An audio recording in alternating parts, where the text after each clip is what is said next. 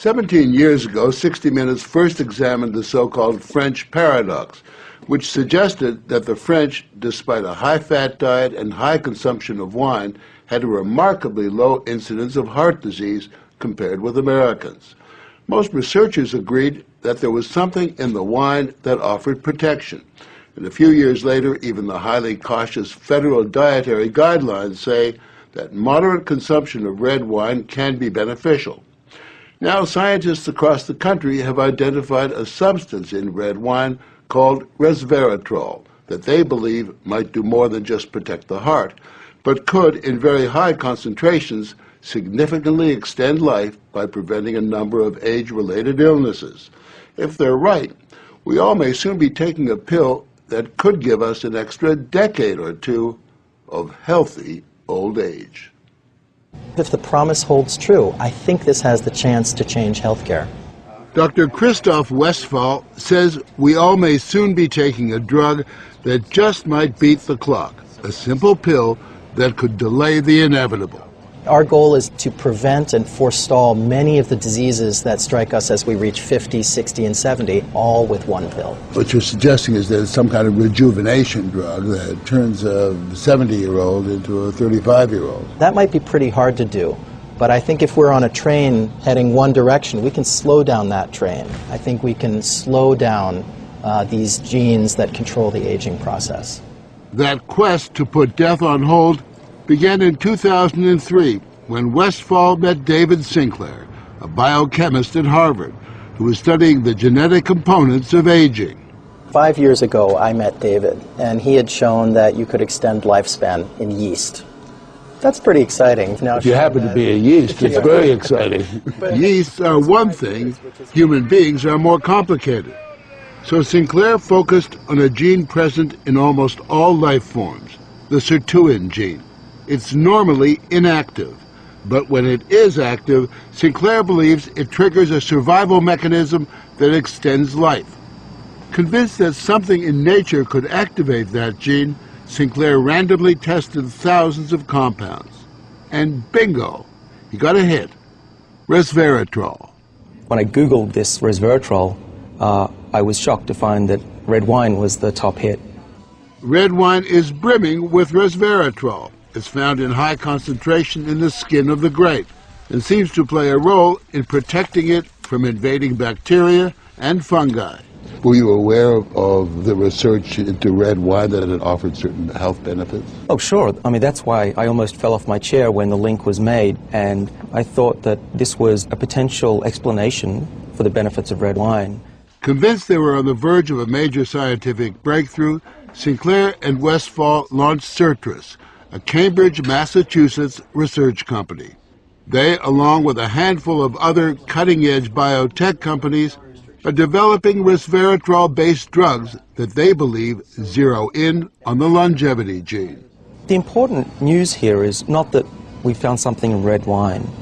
The important thing is that we passed a milestone where we can now make drugs based on this knowledge and potentially slow down aging itself. Everyone from plastic surgeons to your friendly snake oil salesman have been promising a ticket to eternal youth for some time. So the prospect of a prescription pill based on red wine that could trigger a longevity gene sounds too good to be true. And yet, scientists have actually known for years of one surefire way of doing that. Stay hungry. We have a pill that can mimic many of the effects of calorie restriction or exercise. So one could be very healthy and obese at the same time. Our goal is healthy individuals, ideally via lifestyle, and if that doesn't work, we believe that we'll have a pill that can mimic that. A pill that in effect diets for you. A pill that turns on the survival gene. And what we're trying to do with our drugs here is to put the body in a defensive state, to ring the alarm bells and get the body to defend itself, instead of dieting to set the alarm off, pop a pill. The pill is a highly concentrated form of resveratrol, a virtual vineyard of healthy living. How much red wine would you have to drink to get the kind of resveratrol that you're using? The sad news is that you'd need to drink about 1,000 bottles a day of red wine, which I don't recommend. The pill itself may not extend lifespan, but could prevent the diseases of aging. Alzheimer's, diabetes, heart disease, even cancer. What we're talking about is activating the body's natural genetic defenses against diseases, and that's very powerful if we can harness that. Resveratrol has been tested on mice and the results have been encouraging. In this test video provided by Sertris, both of the mice have been fed a high-fat diet for 12 weeks.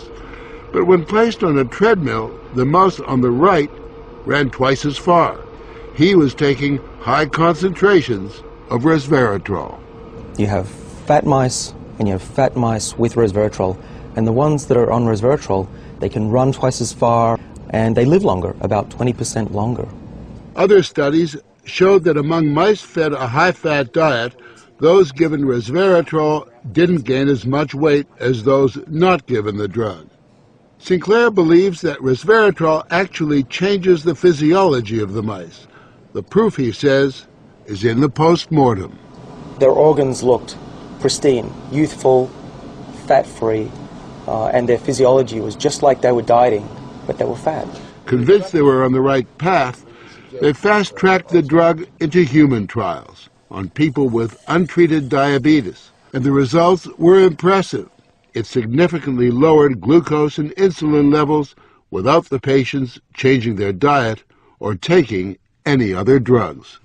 Originally, our hope was that you'd be able to prevent diseases of aging. What we ended up seeing is actually you could therapeutically intervene in patients who have diseases of aging, and that was unexpected.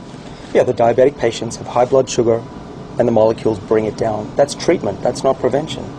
Sertris is now developing what they say is a much more potent synthetic version of resveratrol that will also soon go into human trials, this time on cancer patients. I keep on thinking, you know, what used to seem like it was science fiction, I actually believe the biology is right, and if we're right, this may be the most important thing that we're going to do in our lives. Possibly, but it is important to remember that 9 out of 10 drugs that look good in mice ultimately fail in human trials. Still, the speed and results generated by Sertris and the resveratrol drugs are unusual, and Sinclair believes these drugs will not only keep people living longer, but will keep them healthy longer. What we're talking about is potentially making a 90-year-old as healthy as a 60-year-old. A 90-year-old can play tennis and see their great-grandkids graduate from college. People will live active, healthy lives and then die quietly in their sleep, and that's really the aim here with these medicines. Are we on the edge of maintaining active lives into our hundreds, for example? Well, we've certainly passed a corner in terms of the science, and someone's going to achieve it, and if it's not us, it's going to be someone else. But the question that most of us want answered is, when do we get this pill? I would say 5 years, to be conservative, that this will happen within our lifetimes. I'm fairly certain about that. One measure of the potential of this research, Dr. Sinclair and Dr. Westfall's little startup company was recently bought by the pharmaceutical giant GlaxoSmithKline for almost $750 million.